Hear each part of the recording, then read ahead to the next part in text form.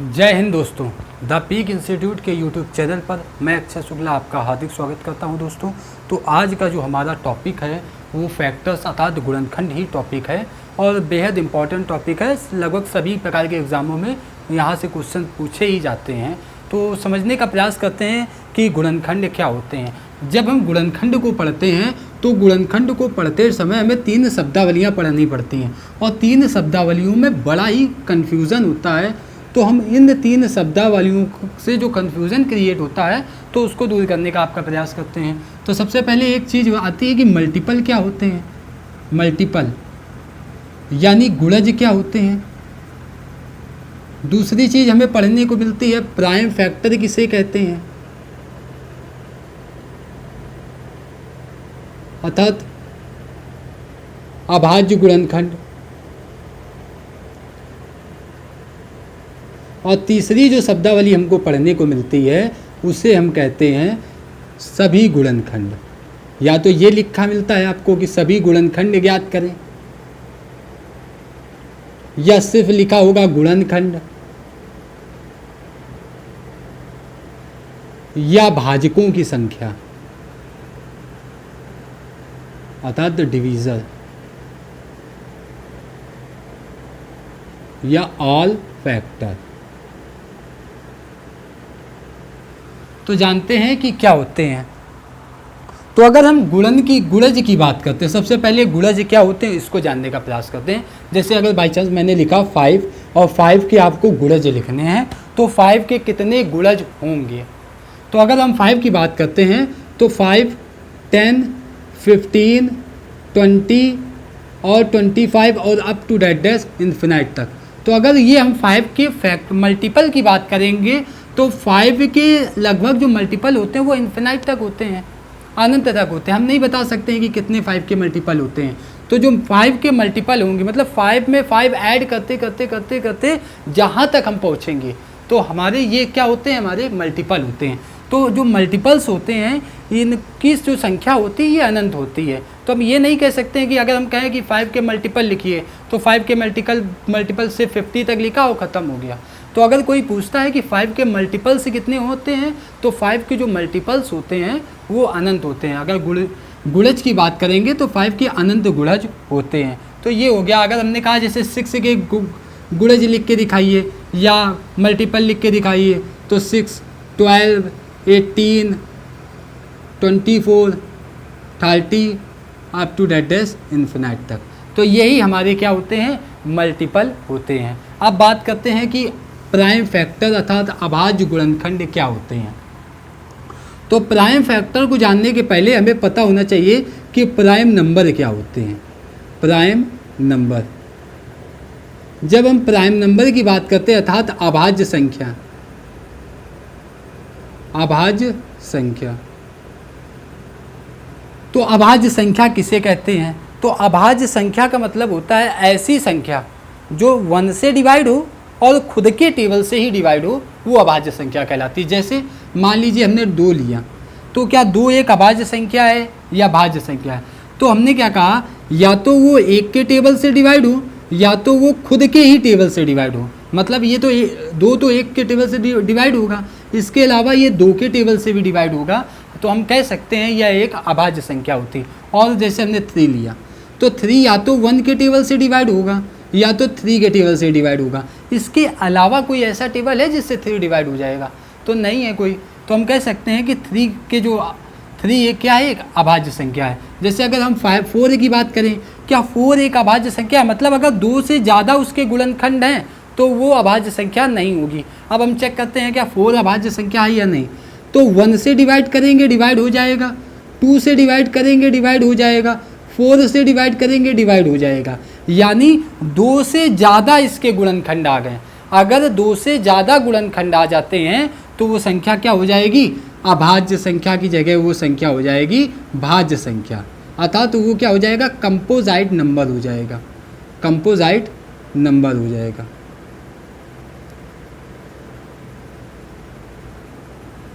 तो जिसके सिर्फ और सिर्फ 2 गुणनखंड हो वो हमारी भाज्य संख्या होती है और जिसके 2 से अधिक गुणनखंड हैं वो अभाज्य संख्या होती है। तो अब हमने समझ लिया कि भाज्य संख्या क्या होती हैं और अभाज्य संख्या क्या होती हैं। तो अब हम समझते हैं प्राइम फैक्टर किसे कहते हैं, अभाज्य गुणनखंड किसे कहते हैं। जैसे हमने कहा 60 के अभाज्य गुणनखंड लिखिए, तो आपने क्या किया, 2 से डिवाइड करना स्टार्ट किया, तो 3 जा 30, फिर 2 से 2 1 जा 2, 2 5 जा 10, फिर 3 से 3 5 जा 15, 5 1 जा 5।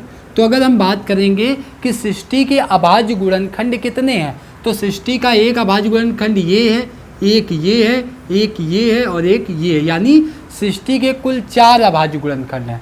60 के अगर बात करें कुल कितने गुणनखंड हैं, तो 60 के कुल 4 अभाज्य गुणनखंड हैं।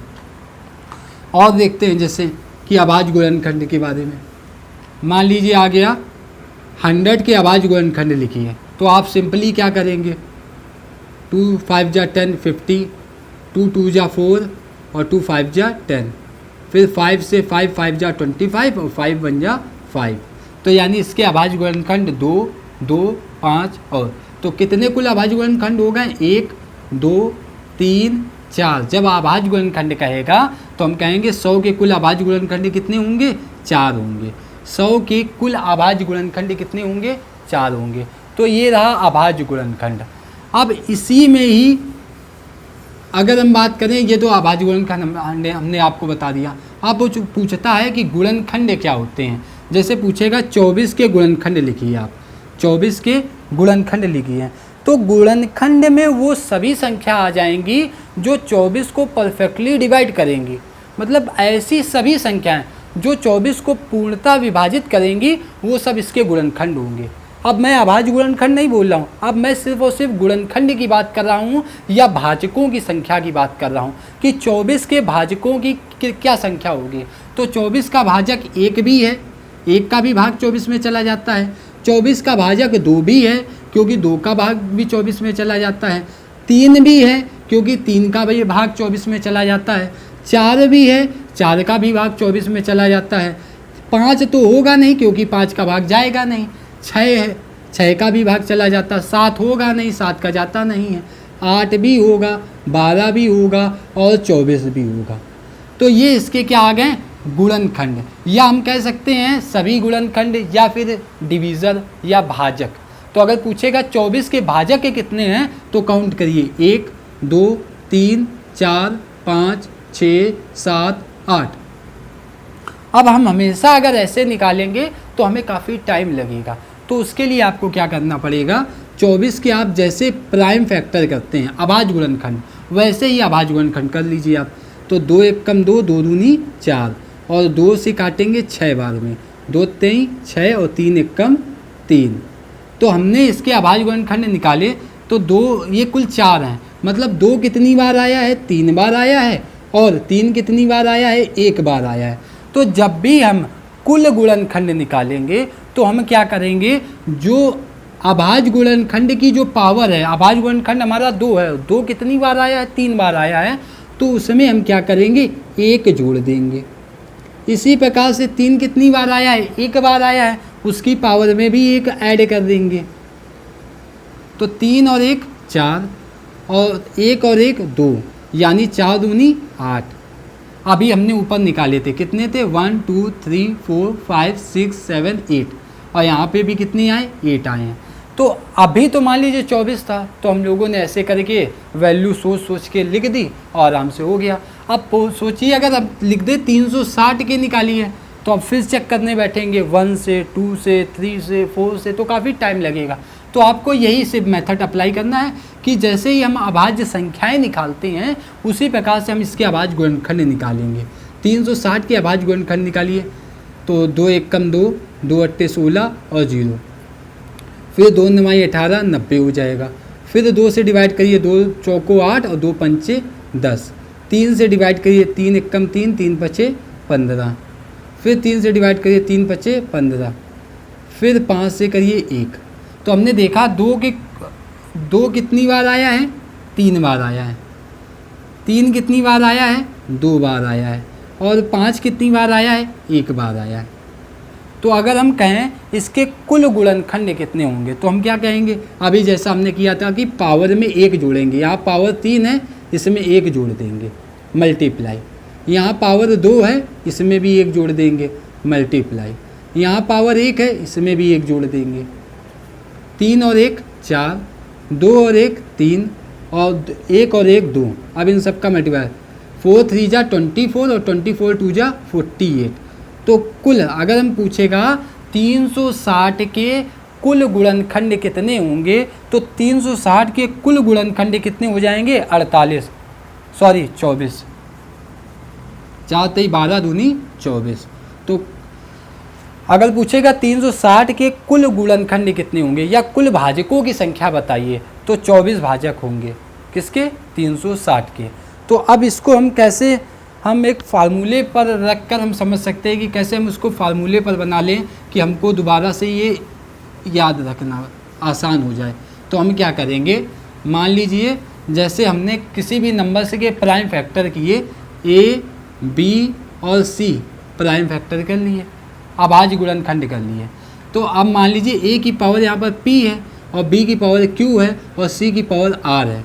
तो सबसे पहले आपको अभाज्य गुणनखंड करने होंगे, ठीक है। इसके बाद अगर कुल गुणनखंड पूछ रहा, कुल गुणनखंड पूछ रहा, तो आप क्या करेंगे, जो पावर होगी उसमें 1 ऐड करेंगे,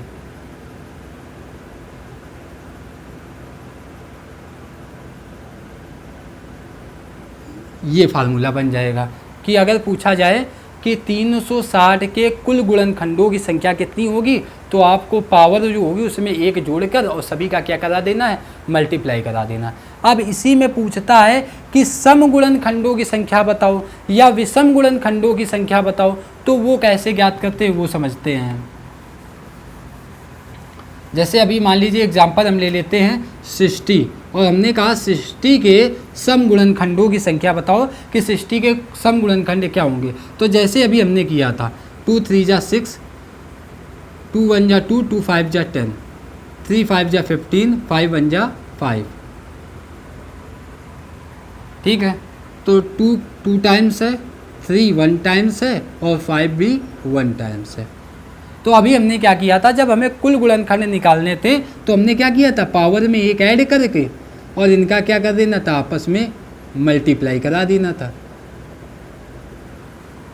तो ये 3 2 जा और ये भी 2, 3 2 जा 6 और 6 2 जा 12, यानी इसके कितने गुणनखंड आ जाएंगे, 12 आ जाएंगे। 60 के 12 गुणनखंड आ जाएंगे। लेकिन अब हमको निकालना है कि सम गुणनखंड कितने होंगे, सम गुणनखंड, 60 के सम गुणनखंडों की संख्या बताओ।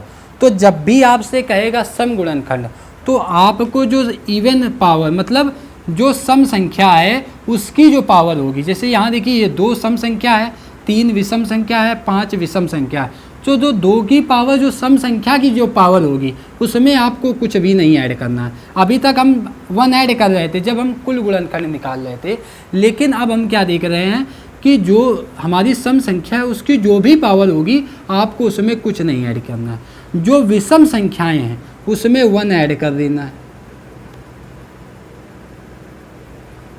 तो यहाँ पर 2, 1 और 1 2 और ये 1 और 1 2, तो 2 दूनी 4 दूनी 8। तो सम गुणनखंड कितने होंगे, 8 होंगे। मतलब सम गुणनखंड, अभी कुल गुणनखंड हमने देखे तो 12 हैं, सम गुणनखंड 8 हैं।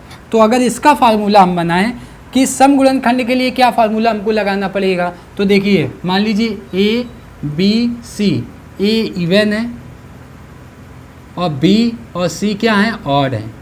बी और सी क्या है, ऑड संख्या अर्थात विषम संख्या है। इसकी पावर पी, इसकी पावर क्यू, इसकी पावर है आर। तो आपको पी को ऐसे ही लिखना है। अगर आप इवन फैक्टर निकाल रहे हैं, इवन फैक्टर सम गुणनखंड अगर आप निकाल रहे हैं, तो p को ऐसे ही लिखेंगे, q में 1 ऐड कर देंगे, मल्टीप्लाई r में भी 1 ऐड कर देंगे। ये हो गया किसके फार्मूला हो गया, सम गुणनखंड निकालने का फार्मूला हो गया। अगर अब हम बात करें कि विषम गुणनखंड, तो ऐसे ही हम बता सकते हैं। अगर हमें डायरेक्टली पूछा जाए तो 12 में यहाँ घटा के हम बता सकते हैं 4 इसके क्या होंगे, विषम गुणनखंड होंगे। लेकिन अब हमें फार्मूले मतलब पूछा गया है डायरेक्ट विषम, तो अब तो ये तो करेंगे नहीं कि पहले हम कुल गुणनखंड निकालें, फिर सम गुणनखंड निकालें, फिर विषम निकाले। तो विषम को डायरेक्ट कैसे निकाला जाता है वो देखिए। तो विषम जैसे इसी में देखें तो इसमें 2, 3, 5, तो 2 तो इवन नंबर हो गया, सम संख्या हो गई, और 3 और 5 क्या है, विषम। तो हम क्या करेंगे, अगर हमें ऑड फैक्टर निकालने हैं, ऑड फैक्टर अर्थात विषम संख्याएं के गुणनखंड अगर हमें निकालने हैं तो हम क्या करेंगे, इसकी पावर में 1 ऐड करेंगे, जो विषम होगी उसी की पावर में सिर्फ हम इस बार सम संख्या की पावर में कुछ भी नहीं ऐड करेंगे, सिर्फ और सिर्फ विषम संख्या की पावर में। विषम संख्या की पावर 1 है, इसमें 1 ऐड करेंगे। इसी प्रकार से 5 भी विषम है, इसकी भी पावर 1 है, इसमें भी 1 ऐड करेंगे। तो 1 और 1 कितना हो जाएगा, 2, और 1 और 1 क्या हो जाएगा, 2, 2 दूनी 4, यानी 4 क्या होंगी, विषम गुणनखंड होंगे। 8 सम गुणनखंड, 4 विषम गुणनखंड, और टोटल गुणनखंड 12 हो गए। तो अब देखिए, जैसे अब इसका अगर हम फार्मूला बनाएं कि कैसे हम समझेंगे, अगर हमें डायरेक्ट निकालना हो कि 60 के विषम गुणनखंडों की संख्या ज्ञात करें, या कोई भी नंबर हो उसके ऑड नंबर फैक्टर्स अगर पूछ लें, जब भी आपसे पूछे ऑड फैक्टर या विषम गुणनखंड,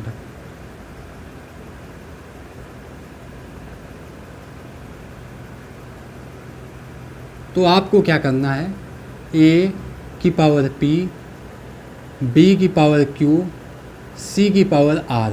a इवन है, सम संख्या है, जबकि b और c ऑड संख्याएं हैं। b और c क्या है, ऑड संख्या है। तो हम इस बार इवन वाले को नहीं लेंगे, इवन वाले को छोड़ देंगे, हम सिर्फ ऑड वाले लेंगे। ऑड में q की पावर में, मतलब जो b ऑड है उसकी पावर में 1 ऐड करेंगे, c भी ऑड है, इसकी पावर में भी 1 ऐड करेंगे। तो ये हो जाएगा विषम संख्या निकालने का फार्मूला। जब सिर्फ विषम गुणनखंड पूछे जाएं तो ये फार्मूला लगेगा। अब क्वेश्चन कैसे आते हैं तो वो देखिए कि कैसे क्वेश्चन पूछे जाते हैं।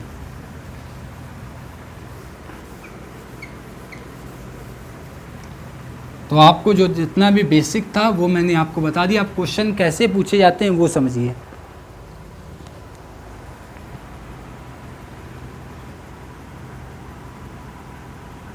जैसे दिया गया है 4 की पावर 11 मल्टीप्लाई 7 की पावर 5 मल्टीप्लाई 11 की पावर 2, और कहा गया है में अभाज्य गुणनखंडों की संख्या क्या है। इसमें अभाज्य गुणनखंडों की संख्या, अभाज्य गुणनखंडों की संख्या,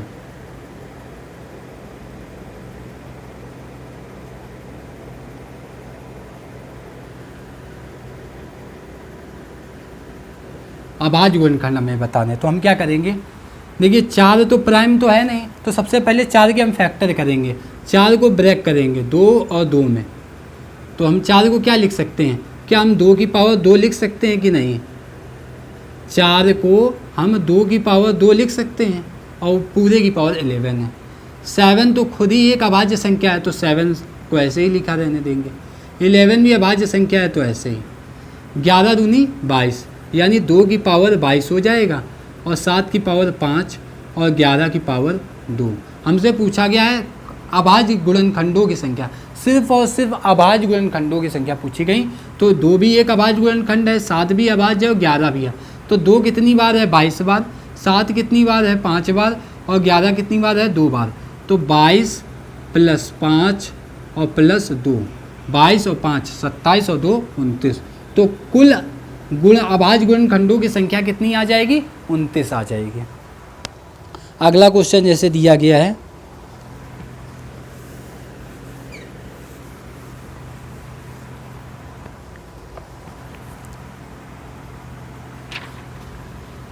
थर्टी की पावर 26 मल्टीप्लाई 25 की पावर 51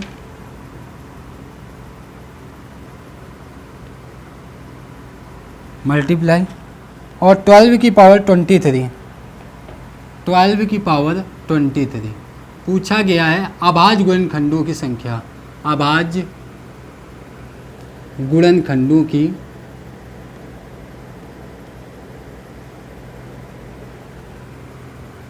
संख्या। फिर वही करेंगे। 30 के सबसे पहले हम अभाज्य गुणनखंड करेंगे। 30 के क्या करेंगे? अभाज्य गुणनखंड। जब आप 30 के अभाज्य गुणनखंड करेंगे तो आप क्या गुणनखंड करेंगे कि 5 तेई 15 दूनी 30, मतलब 5 3 और 2, यही तो करेंगे 30 के गुणनखंड। 5 तेई 15 दूनी 30 और पावर कितनी है? 26। 25 के अभाज्य गुणनखंड करेंगे तो 5 × 5 की पावर 51। 12 के अभाज्य गुणनखंड करेंगे तो 2 दूनी 4 तेई 12, यानी 2 × 2 और × 3, यानी पावर 3। अब देखिए 5 कितनी बार है? 26 बार। 3 भी 26 बार, 2 भी 26 बार है। तो हम क्या करेंगे? 26 में 3 का मल्टीप्लाई प्लस 5 कितनी बार है? 2 बार, तो 51 में 2 का मल्टीप्लाई। इसी प्रकार से 23 कितनी बार है? 3 बार, मतलब 3 संख्याएँ जो हैं वो 23 बार हैं, तो 23 × 3 करेंगे तो 26 तरीका हो जाएगा 78, 51 दूना 102 और 23 तरीका हो जाएगा 69।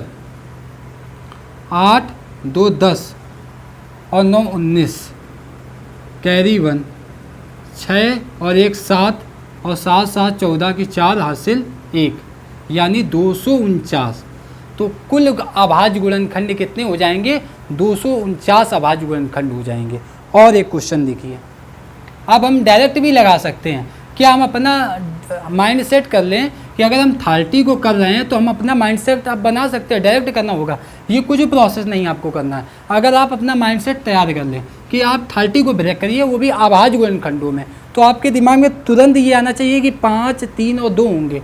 तो आपने देखा अच्छा इसके 3 गुणनखंड निकल कर आ रहे हैं, यानी आप यहाँ लिख लीजिए 3। 25 के गुणनखंड करेंगे तो 5 और 5 यानी 2, तो यहाँ पर आप लिखेंगे 2। 12 के करेंगे तो 2 दूनी 4 तेई 12, यानी 3 गुणनखंड, यहाँ आप लिखिए 3। तो आपको डायरेक्ट क्या करना है कि जो अभाज्य गुणनखंड हैं जितने हैं और जितनी पावर है उसमें मल्टीप्लाई। 26 तरीका 78, 51 दूना 102 और 23 तरीका 69। अब यहाँ से आप डायरेक्ट जोड़कर और अभाज्य गुणनखंड ईजिली निकाल सकते हैं। अगला देखिए क्वेश्चन, और कैसे पूछे जाते हैं क्वेश्चन।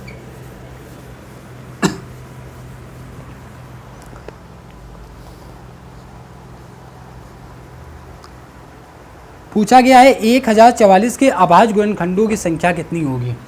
1044 के अभाज्य गुणनखंडों की संख्या तो आप आराम से निकाल लीजिए। 2 5 जा 10, 2 2 जा 4, 2 2 जा 4, फिर 2 से 2 2 जा 4, 2 6 जा 12, 2 1 जा 2, 3 से डिवाइड करिए। 3 8 जा 24 और 3 7 जा 21, 3 से 3 2 जा 6, 3 9 जा 27, फिर 29 से ही डिवाइड होगा 1 टाइम्स में। तो हमें अभाज्य गुणनखंड कितने मिले? 1 2 3 4 5, तो 1044 के अभाज्य गुणनखंड कितने हो जाएंगे? 1 2 3 4 5 अभाज्य गुणनखंड हो जाएंगे। तो इसका राइट आंसर क्या हो जाएगा? 5 हो जाएगा। अगला क्वेश्चन, 8 के कुल कितने गुणनखंड होंगे? अब अभी हमने आपको बताया ये अभाज्य गुणनखंड, अभी जितना भी क्वेश्चन मैंने बताया सब में यही पूछा गया था, अभाज्य गुणनखंडों की संख्या बताएं। अब हमने क्या क्वेश्चन दिया? क्वेश्चन है 8 के कुल कितने गुणनखंड होंगे? 8 के कुल कितने, अब अभाज्य गुणनखंड नहीं पूछ रहा हूँ, 8 के कुल कितने गुणनखंड होंगे? गुणनखंड होंगे 8 के कुल गुणनखंड, तो 8 के हम क्या करेंगे? प्राइम फैक्टर कर देंगे। तो अगर हम 8 के अगर प्राइम फैक्टर आप करेंगे तो 2 2 और 2 3 टाइम्स आएगा, यानी 2 की पावर 3। अभी हमने बताया था जब कुल गुणनखंड पूछेगा तो पावर में 1 ऐड कर देंगे, तो 3 और 3 में 1 ऐड कर देंगे यानी 4। तो 8 के कुल गुणनखंड कितने होंगे? 4 होंगे। अगर आपसे पूछता 8 के अभाज्य गुणनखंड कितने होंगे, तो 8 के अभाज्य गुणनखंड कितने हैं? 3, 1 2 और 3। ये सिर्फ पूछेगा। अगर 8 के अभाज्य गुणनखंड पूछ रहा तो आप 3 बताएंगे, अगर 8 के कुल गुणनखंड पूछ रहा तो आप क्या, आपका आंसर क्या होगा? 4 होगा। अगला क्वेश्चन देखिए, अगला क्वेश्चन है जैसे 240 के कुल कितने गुणनखंड होंगे? 240 के कुल कितने गुणनखंड होंगे? 240 के कुल कितने गुणनखंड होंगे?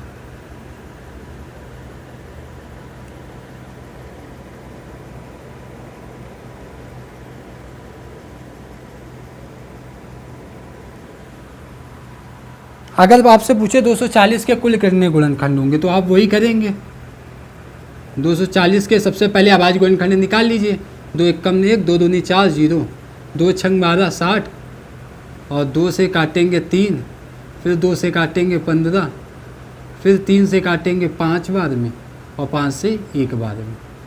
यानी कितने गुणनखंड होंगे? 1, 2, 3, 4, 5, 6। अगर अभाज्य गुणनखंड पूछता तो हम कहते हैं 6 अभाज्य गुणनखंड होंगे, लेकिन हमसे पूछा गया है कुल गुणनखंड।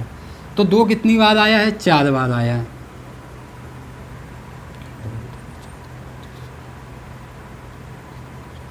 और 3 कितनी बार आया है? 1 बार आया है। 5 कितनी बार आया है? 1 बार आया है।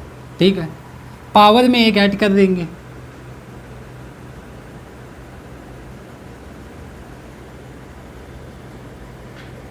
चार और 1 5, 1 और 1 2, 1 और 1 2, 5 दूनी 10 और 10 दूनी 20। तो कुल गुणनखंड कितने हो जाएंगे? 20 हो जाएंगे। इसी में अगर पूछेगा कि सम गुणनखंड बताइए, 240 के सम गुणनखंड, सम गुणनखंड अगर पूछ ले 240 के सम गुणनखंड, तो आपको सम की पावर में 1 ऐड नहीं करना है, वो ऐसे ही नोट कर लेना है। जो विषम की पावर है, जैसे 5, 3 और 5, 3 और 5, इनकी पावर में 1 ऐड करना है। 1 + 1 मल्टीप्लाई 1 + 1, यानी 4 × 2 × 2, तो 4 दूनी 8 और 8 दूनी 16, मतलब 16 क्या होंगे? सम गुणनखंड होंगे। किसके सम गुणनखंड होंगे? 240 के। अगर हम बात करें विषम गुणनखंडों की,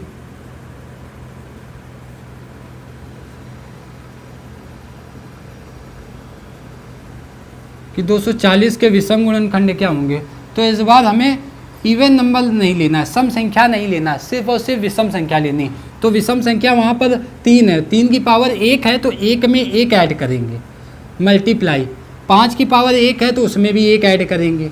तो 1 और 1 2, और 1 और 1 2, 2 दूनी 4, यानी 4 क्या हो जाएंगे? इसके विषम गुणनखंड हो जाएंगे।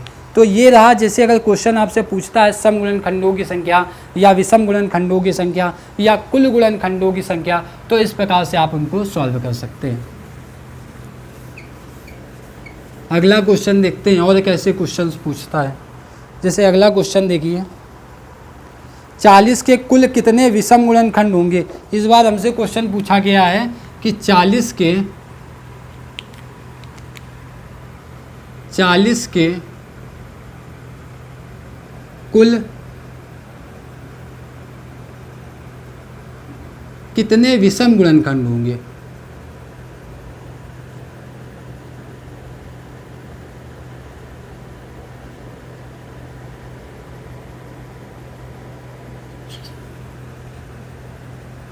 तो 40 के हम क्या करेंगे? विषम गुणनखंड निकालेंगे। तो 40 के आप निकाल लीजिए, 8 × 5 = 40, यानी 2 की पावर 3 है और 5 की पावर 1 है। सबसे पहले काम होगा आपका अभाज्य गुणनखंड इनके कितने होंगे। तो हमने 40 के अभाज्य गुणनखंड किए, 2 की पावर 3 और 5 की पावर 1। हमें निकालना है सिर्फ और सिर्फ विषम गुणनखंड। तो विषम, तो सम वाले को छोड़ दीजिए, विषम वाली संख्या उठाइए। पावर 1 है तो 1 में 1 ऐड कीजिए, यानी 2। तो 40 के कुल कितने विषम गुणनखंड होंगे? तो 40 के सिर्फ और सिर्फ 2 विषम गुणनखंड होंगे। तो इसका जो राइट आंसर हो जाएगा वो क्या हो जाएगा? 2 हो जाएगा। अगला क्वेश्चन देखिए, मान लो आपसे पूछता है कि 544 के विषम गुणनखंडों का 544 के विषम गुणनखंड कितने होंगे? मान लो ये संख्या सवाल है, 544 के विषम गुणनखंड कितने होंगे? 544 के विषम गुणनखंड,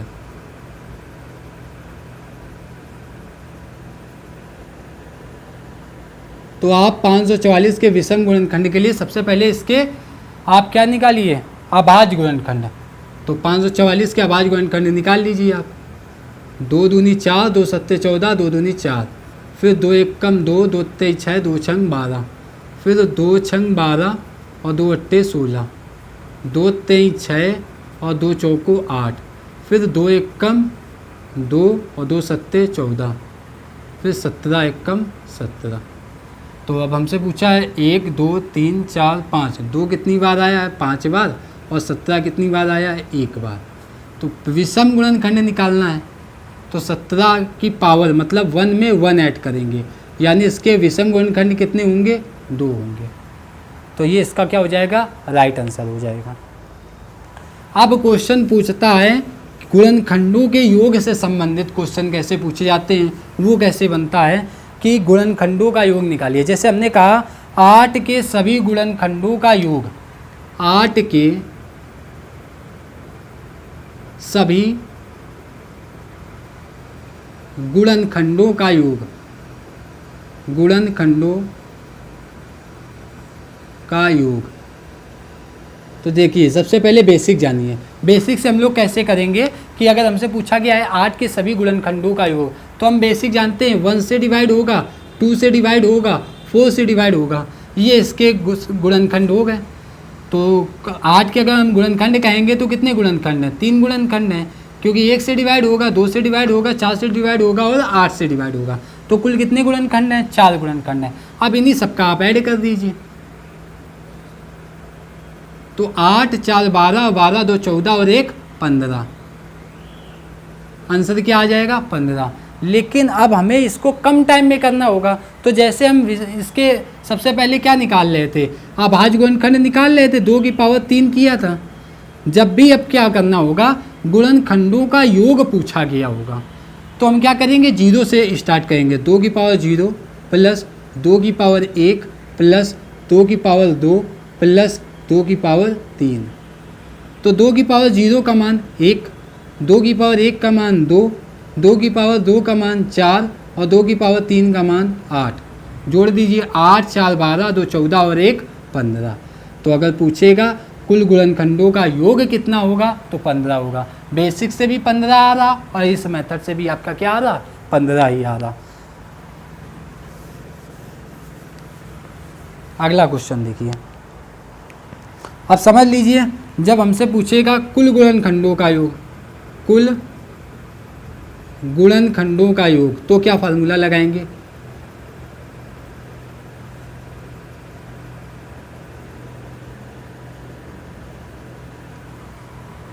तो जैसे आपने मान लीजिए सबसे पहले उनके क्या निकाले, अभाज्य गुणनखंड। तो ए बी और सी अभाज्य गुणनखंड की है, ठीक है। मान लीजिए पावर पी क्यू और आर है, ठीक है। तो आपको क्या करना होगा, जब भी अभाज्य गुणनखंड दिए गए होंगे, तो अगर ए मान लीजिए यहाँ पर क्या है इवन है और बी और सी क्या है ऑड है। अभी हम सिर्फ और सिर्फ कुल गुणनखंड निकाल रहे हैं। तो ए की पावर पी तक है, तो हम ए की पावर 0 से स्टार्ट करेंगे, ए की पावर 1, ए की power 2 up to that dash A की पावर पी मल्टीप्लाई। जब क्या निकालेंगे कुल गुणनखंडों का योग। अब b की पावर q है, तो b की पावर 0 प्लस b की पावर 1 प्लस b की power 2 up to that dash b की पावर q तक मल्टीप्लाई। अब c की पावर r है, तो c की पावर 0, c की पावर 1, c की power 2 up to that dash c की पावर r तक। यहाँ से हम क्या निकाल लेंगे, कुल गुणनखंडों की संख्या। आप देखिए इस क्वेश्चन कैसे किया जाएगा। जैसे हमने कहा 40 के कुल गुणनखंडों का योग निकालिए, तो सबसे पहले अभाज्य गुणनखंड करेंगे। 2 दूनी 4 20, 2 एकम 2 10 और 2 पंचे 10 5 और 5 एकम 5, यानी 2 कितनी बार आया है 3 बार और 5 कितनी बार आया है 1 बार। ये हमने इनके अभाज्य गुणनखंड कर लिए। अब हमने क्या कहा कुल गुणनखंड करने हैं, तो हमने देखा 2 3 बार है, तो 2 की पावर 0 से स्टार्ट करेंगे। देखिए जैसे यहाँ पर ए की पावर पी था, तो ए की पावर 0, ए की पावर 1, ए की पावर 2 जोड़ते हुए और जहाँ तक पावर होगी वहाँ तक ऐड करेंगे। 2 की पावर 0, फिर 2 की पावर 1 करेंगे, फिर 2 की पावर 2 करेंगे और 2 की पावर 3। ब्रैकेट के अंदर बंद कर देंगे। मल्टीप्लाई का साइन लगा है तो मल्टीप्लाई हम भी लगा देंगे। 5 की पावर 1 टाइम तो 5 की पावर 0, 5 की पावर 1 इतना कर देंगे। अब इनको सॉल्व करिए। 2 की पावर 0 का मान 1, 2 की पावर 1 2, 2 की पावर 2 यानी 4 और 2 की पावर 3 यानी 8 और 5 की पावर 0 यानी 1 और 5 की पावर 1 यानी 5। 8 और 4 12, 2 14 और 1 15 और 5 और 1 6 और 15 छक्का 90। तो अगर पूछेगा कि 40 के कुल गुणनखंडों का योग कितना होगा तो 40 के कुल गुणनखंडों का योग 90 होगा। ये तो रहा कुल गुणनखंड, अभी हमने आपको बताया। अब इसमें भी पूछता है कि मान लीजिए पूछता 40 के सम गुणनखंडों का योग कितना होगा या 40 के विषम गुणनखंडों का योग कितना होगा, तो कैसे निकालेंगे वो भी समझते हैं।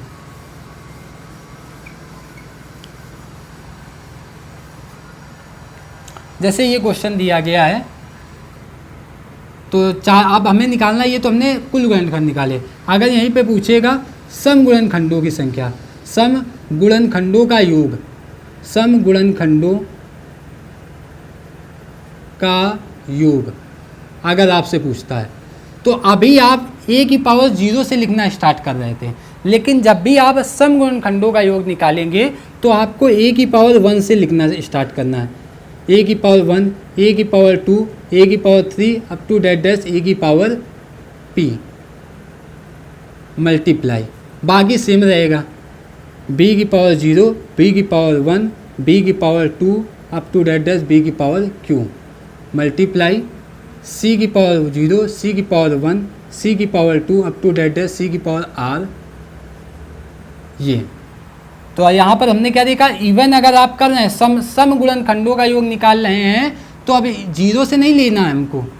अभी हम कुल गुणनखंड में a की पावर 0 से ले रहे थे, मतलब जो भी संख्या होगी वो 0 से स्टार्ट करेंगे। लेकिन यहाँ पर हमने क्या देखा, अगर हम सम गुणनखंड निकाल रहे हैं तो जो संख्या है उसको पावर 1 से लेकर स्टार्ट करेंगे। बाकी जो विषम होंगे उनमें कोई इफेक्ट नहीं पड़ेगा, वो 0 से ही स्टार्ट होंगी। अगर हमें अब निकालना हो विषम गुणनखंड, विषम गुणनखंडों का योग,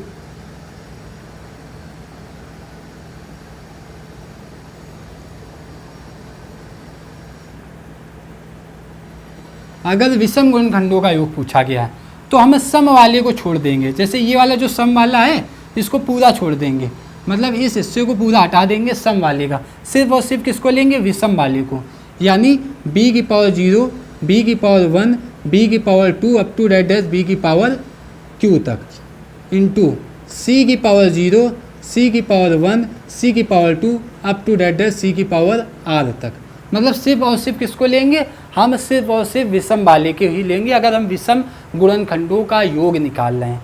अब क्वेश्चन कैसे आते हैं और कैसे सॉल्व करना है हमको वो हम समझते हैं।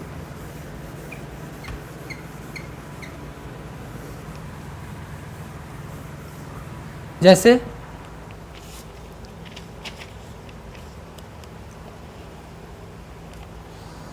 दिया गया है 260 के सभी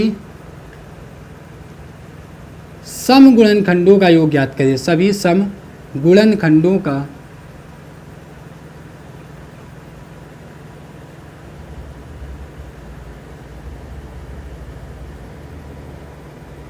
ज्ञात करें। तो सबसे पहले हम इसके क्या निकाल लेंगे, आवाज गुणनखंड 240 के। सबसे पहला काम आपको हमेशा यही करना है। 2 1 कम 2, 2 3 6 0, 2 6 12 और कितना हो जाएगा, 2 5 10 और 5 से काटिए 13 बार में और 13 1 कम 13, ये हो जाएंगे। ठीक है, 13 25 65, 65 दूना 130, दूना 260। ठीक है, तो अब 2 कितनी बार आया है, 2 बार। 5 कितनी बार आया है, 1 बार। 3 कितनी बार आया है, 1 बार। ऐसे आप कर लेंगे।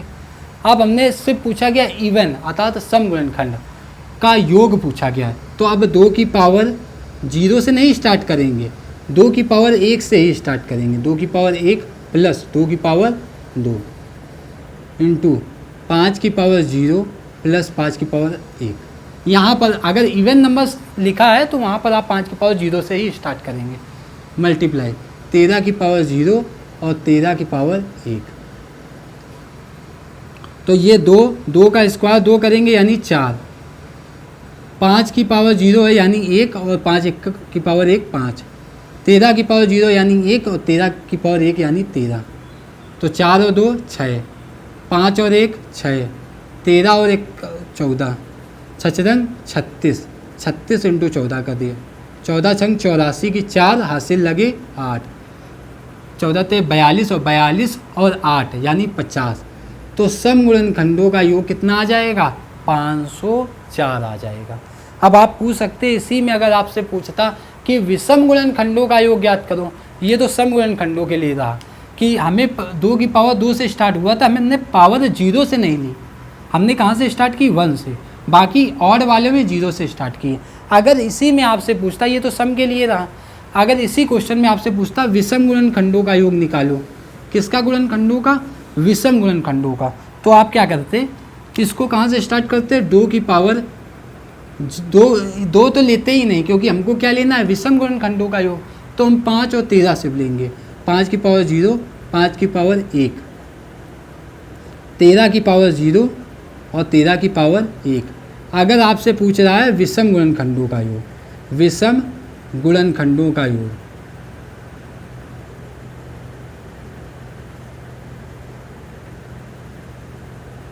तो अब देखिए 5 की पावर 0 यानी 1 और 5 और 1 5, और यहाँ 13 की पावर 0 का मान 1 और 13 की पावर 1 का मान 1, 5 और 1 6, 13 1 14, 14 छंग 84, इसका मान क्या आ जाएगा? 84 आ जाएगा।